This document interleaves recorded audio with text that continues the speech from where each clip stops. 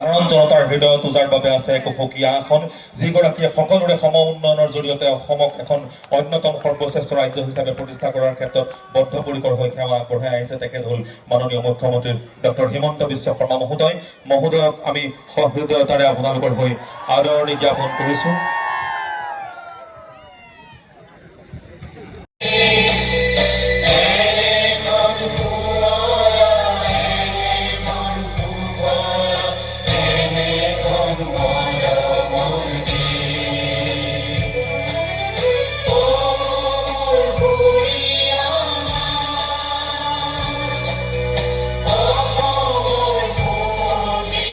एबा audio visual दिन्थिफुंनो लानाय जादों। फै जों दान्दिसे सम बेखौ नायनि।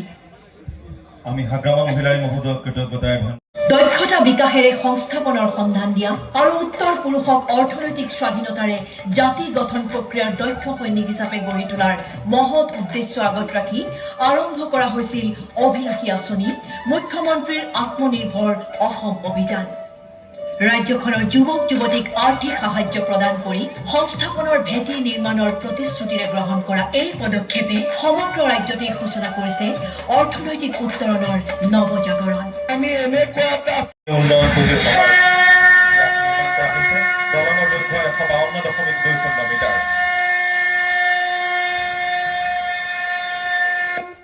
এইবাৰ মটঙা নদীৰ ওপৰত কুমাৰীকাটা কাউলি গোৱাবাৰী পথৰ ওপৰত নতুনকৈ নিৰ্মাণ কৰা RCC দলং 6/2 আনুষ্ঠানিকভাৱে মুখ্যমন্ত্ৰী মহোদয়ে উদ্বোধন কৰিব। গ্ৰাম্য আন্তঃগাঁথনি উন্নয়ন পুঁজিৰ দ্বাৰা এই দলংখন নিৰ্মাণ কৰা হৈছে। দলঙৰ দৈৰ্ঘ্য 250.40 মিটাৰ।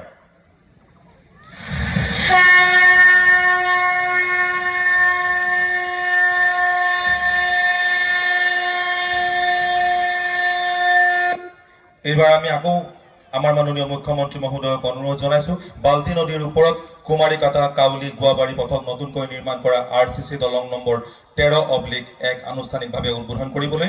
এই দলংখন গ্ৰাম্য আন্তঃগাঁথনি উন্নয়ন পুঁজিৰ দ্বাৰা নিৰ্মিত হৈছে। দলংখনৰ দৈৰ্ঘ্য 152.20 মিটাৰ।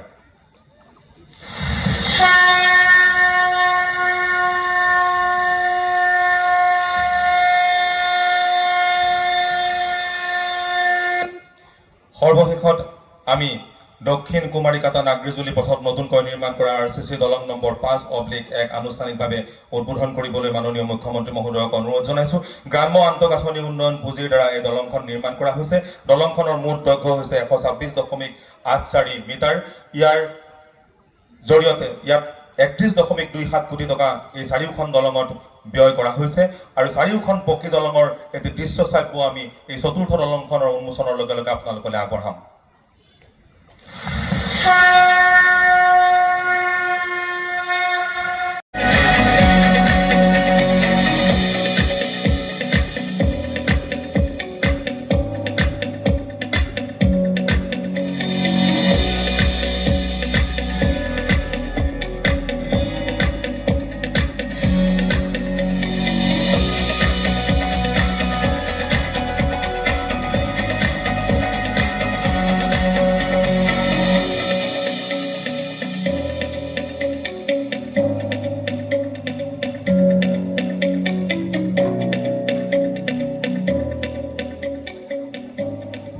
ৰিকলে হবে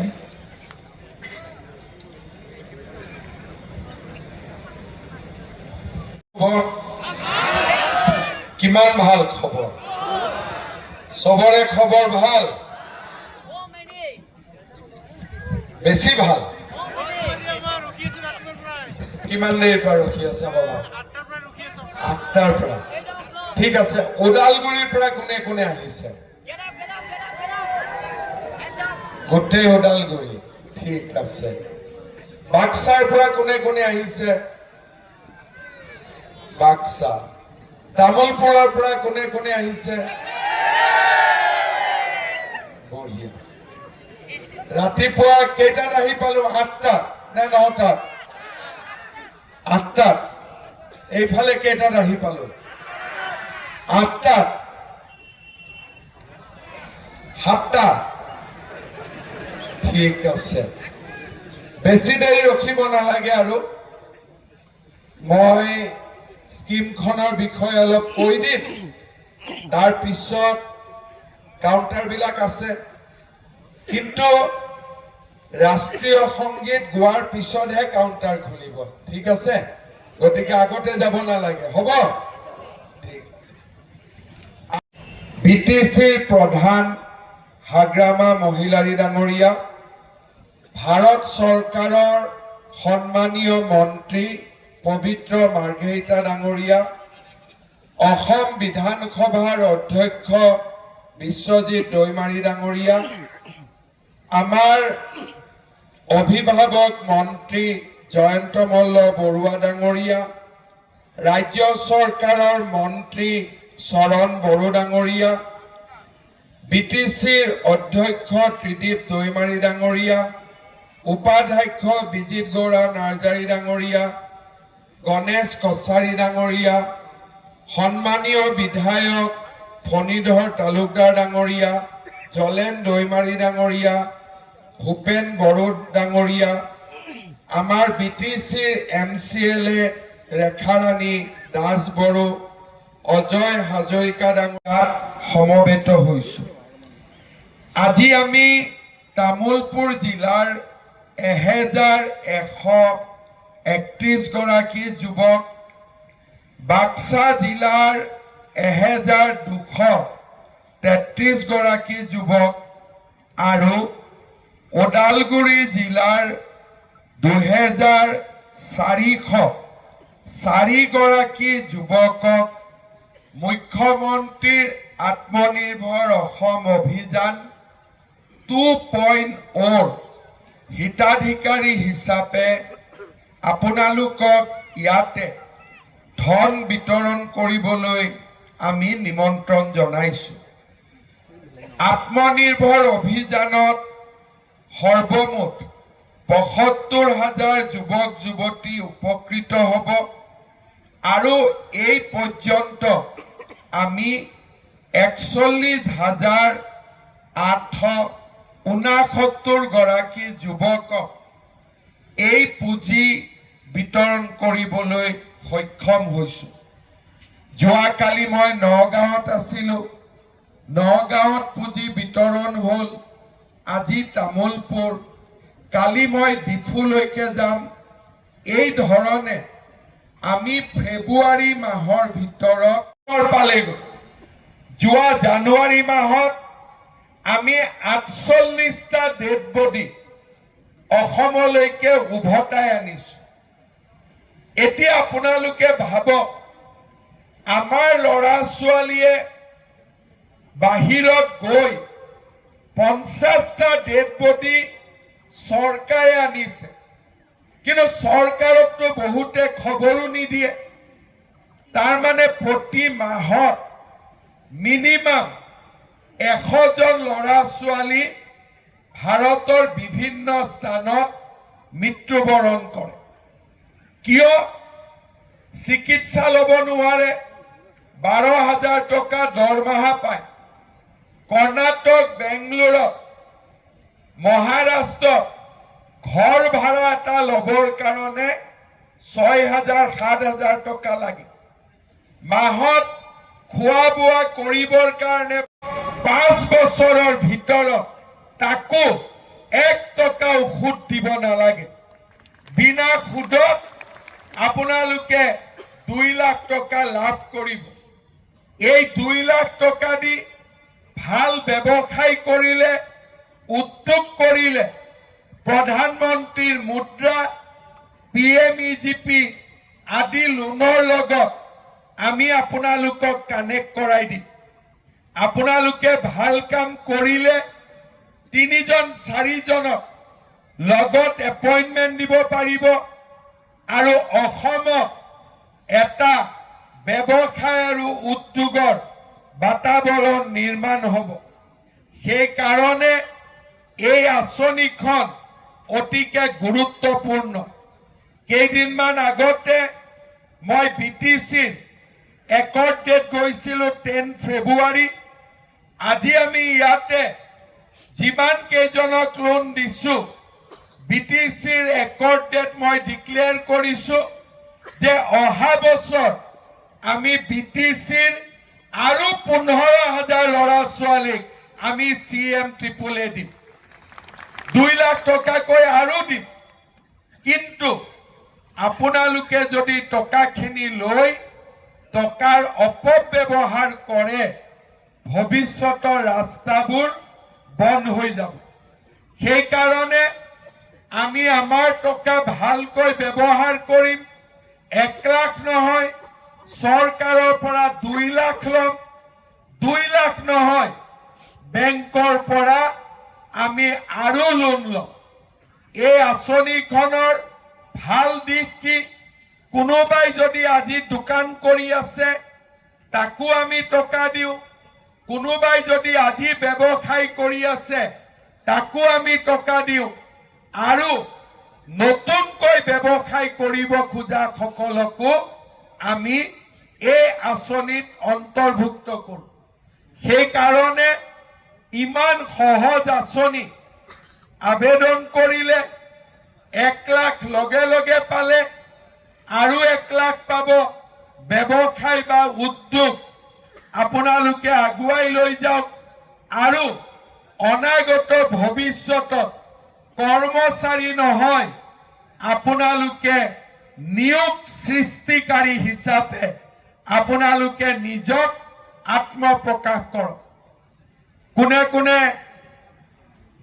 ভাল কাম কৰিব মনত ইচ্ছা কৰি আছে হাত দাঙক। চবেইতো দাঙিছে। মটৰচাইকেল কিনিব কাৰ কাৰ ইচ্ছা আছে? কাৰ কাৰ? কাৰো নাইতো। মটৰচাইকেল কিনিলে পিছৰ 1 লাখ টকা লষ্ট হ'ব। কাৰণ আমি প্ৰত্যেক দিনৰ খবৰ লওঁ। 1 লাখ টকাই আৰু 1 লাখ টকাক সৃষ্টি কৰিব, 2 লাখ। কিন্তু 1 লাখ টকাটো যদি আমাৰ বহুত মানুহ আছে, হাঁহটোৱে কণী পাৰি আছে, এদিন বিহু আহিলে, মাঘ বিহু বোলে হাঁহটোকে ধৰ মাৰ, খা, খানা খা, ৰাতিপুৱা কণীটো নাপাম। পাম জানো?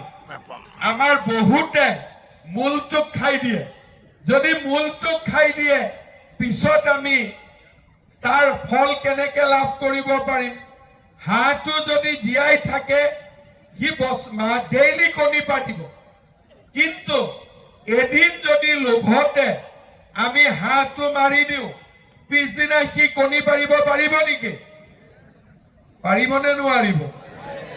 একদম বেমাৰী মানুহৰ দৰে যে বহি আছে, পাৰিবনে নোৱাৰিব?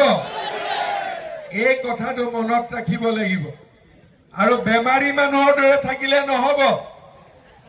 ভাত খাই অহা নাই ৰাতিপুৱা,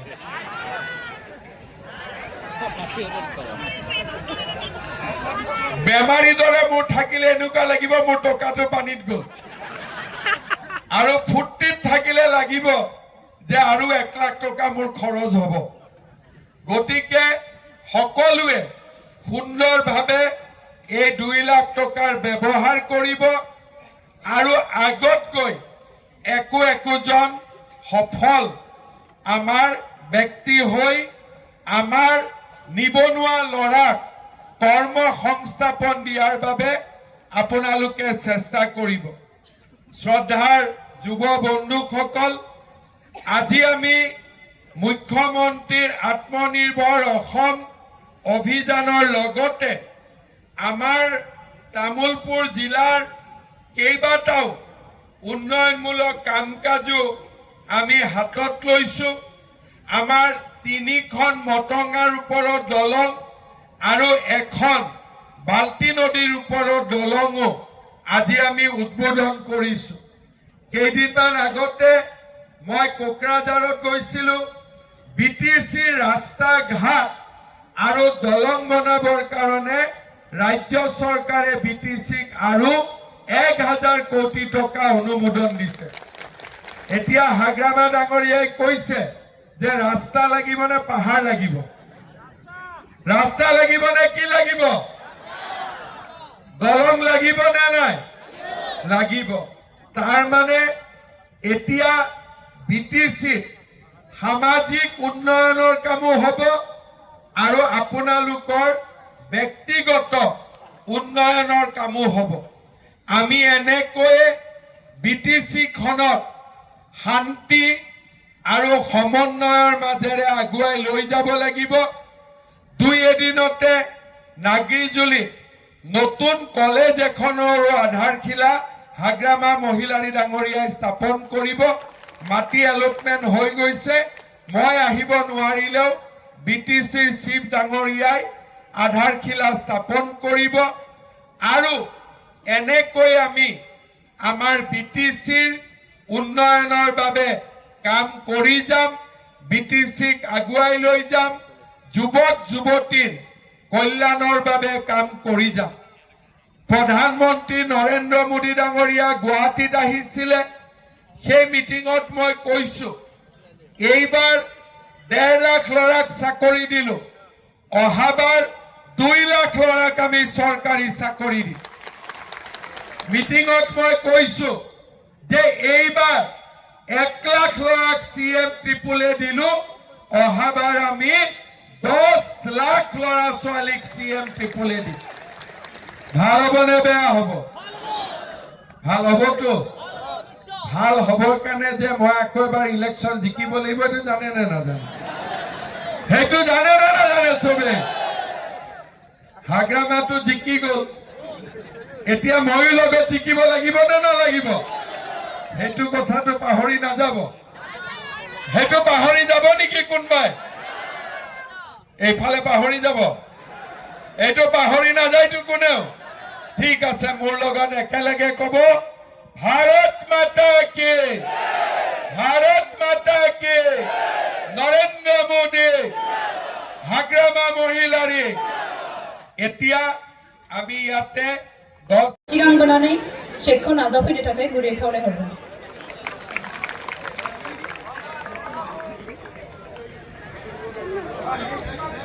नाजावफैनो गुरै खावलायहरबाय। लोगो लोगो श्रीमती निर्मला हरि बाक्सा LSE-निफ्राय बिथांखौबो जौस्रांसिम बिथांखौबो सिगां बोनानै चेकखौ नाजाव জনাইছো কাকলি বসুমতাৰী ওদালগুৰি বিধানসভা সমষ্টিৰ তেখেত হিতাধিকাৰী। नाजावफैनो गुरै खावलायहरबाय। জয়ন্ত আইমা মাজবাট বিধানসভা সমষ্টি बिथांनि उनाव श्री ডেকাক আমি ধনাদেশ গ্ৰহণ কৰিবলৈ অনুৰোধ জনাইছো। लोगो लोगो श्रीमती अनामिका राभा भेरगाव LSE-निफ्राय আৰু